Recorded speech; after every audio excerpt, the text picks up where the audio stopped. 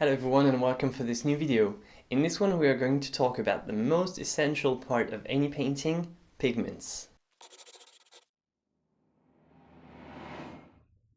Alright, so before we start I need to ask you something.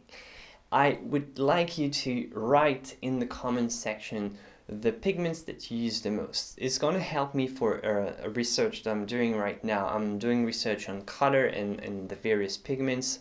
I'm trying to chart everything and trying to make a big selection of the most commonly used pigments, but it's hard to know exactly what are the most commonly used pigments. So if you can tell me what are the pigments that you use the most, or like your selection of the 10 bests. So please write this in the comments section. It will really help me out a lot. I know that I don't always respond to the comments. That's my flaw. But well, just because I don't respond doesn't mean that I don't read. I read all comments. It's just that I don't always have time to respond. But it would really help me if you could just tell me what pigments you're using. So pigments are the component of paint. Well, basically when you have paint, the thing is that you have the oil, which is a binder, which is the medium, and you have little particles that create the visual impression of color that are in suspension in this medium, which are the pigments. So the pigments all have their properties. They're like tiny chemical particles, and just like any particle, they each have their specific reaction. So the first thing to consider with a pigment is the composition, and this can vary a lot from one manufacturer to another. Like let's take these two brands of raw umber. So one is a blend of various pigments and one is a single pigment. So how do the manufacturers decide that? It's up to them really. So it's important to read the description. Generally the first letter is a P for pigment, then you have R for red, Y for yellow, B for blue, BK for black, BR for brown, and they have a number which generally relates to the components of the pigments. Some you'll find in many paint tubes, like PR 101, which is iron oxide, which is used in most, like Venetian red, for instance, burnt umber. They have the same pigment. They really differ in how they behave, especially these two brands. But they use the same components, and you'll find many of the same components in various shades and various nuances, and the manufacturers sort of make a recipe with various pigments that they choose depending on their availability, the price range, and it's also about how they behave as in the paint, how they mix with the oil, well, you know, all these things. So that's the first thing to consider. And is single pigment better? Some people say that, but really that doesn't make a huge difference. My idea is always like just use a paint that works for you, and it's going to work out in the end. But many people prefer single pigments.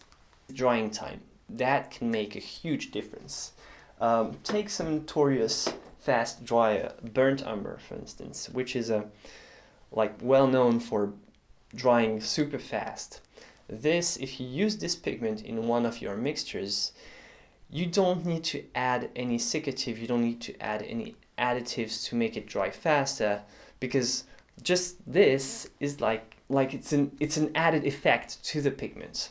So the drying time is very fast. If you take pigments like cadmiums, like quinacridons, some pigments dry really slowly, so in this case you might want to use some seccative or something to make them dry a little bit faster if it's annoying to you, if you don't want to take the time for it to dry. For this layer here to dry, it took like 7 days because I didn't use any seccative. So the goal was to put it aside, and I'm gonna finish it later. So this one, I had to wait for a very long time for it to be dry again. But this one, which is mostly using burnt umber, these paintings were did dry really quickly, and this wasn't because of the use of any medium. It was just a pigment. So first thing to consider. How do you know that? Well, you can check the website of the manufacturer. Most of the time they describe the pigments and they tell if it's a fast drying pigment, a slow drying pigment. But most of the time it's mostly experience or just asking around, looking on the internet. I give a description and a list in my oil painting course, which can be useful as well. But it would take too much time to just describe all pigments. So the third thing to consider is transparency. You generally have a label, you have a little square. If it's empty, it means that the pigment is transparent. If it's half empty, it means that it's semi-transparent.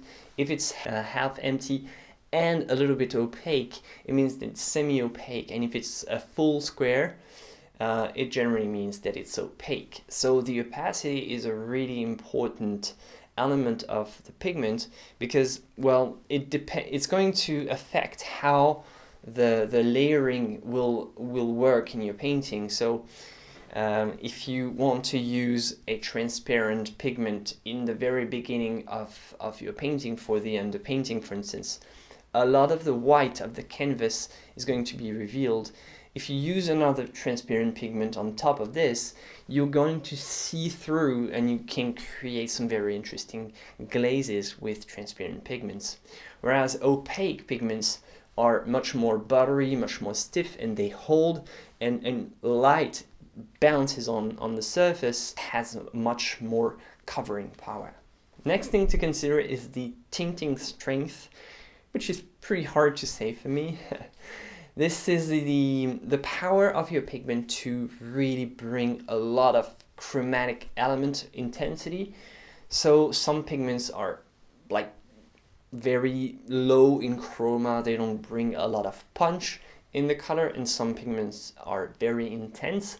It's not a question of bad or wrong, because like most of the very intense pigments have to be used in very small proportions, and the more neutral pigments you can use for creating a good base for your painting. You can create a very wide array of colors with neutral colors, because most of the colors that we have in the world are neutral. So this is something to consider. And finally, the last thing to consider is the light fastness. Well, it means that some colors might fade away with time, especially with sunlight. If you exhibit your painting at a place where the sun sometimes hits, it's going to affect the colors, and with the time they're going to fade away. Some colors will fade away.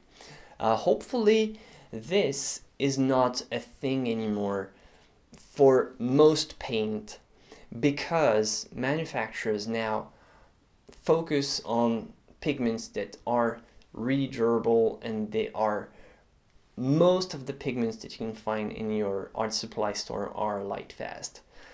One exception, which is often referred to, is alizarin crimson, which is not light fast. Like the traditional, true, original alizarin crimson is not light fast. It will fade away. But you can find some very good substitutes with quinacridons, for instance, which can help you somehow bring the same color. Maybe not exactly the same, but in the time it will stay the same. So that's another thing to consider. But so the permanency is generally written on the label. There is the ASTM rating, and the manufacturers generally have their own rating system. So this will give you an idea. After that, there's no way around it. You just have to experience that. You have to use a lot of your pigments and understand how they work, how long they take to dry, what strength they have, and how to use them. Most artists generally select a couple of pigments, not a lot, generally around 10, 12, and they usually paint with a small selection of pigments for most of their work, which is perfectly fine. That's how it's supposed to be. You should have pigments that you know well and that you understand well. Depending on the projects and the color that you have in your head, maybe some pigments will work and some other will not work. So you don't have to stick to the same palette all the time. You can change depending on the project. For this painting, for instance, the palette was very different than for this one or for this one. Your palette will change naturally for each new project, and that's absolutely normal. So don't think that you have to stick to one specific palette. Just use colors that you feel comfortable with and it will work fine.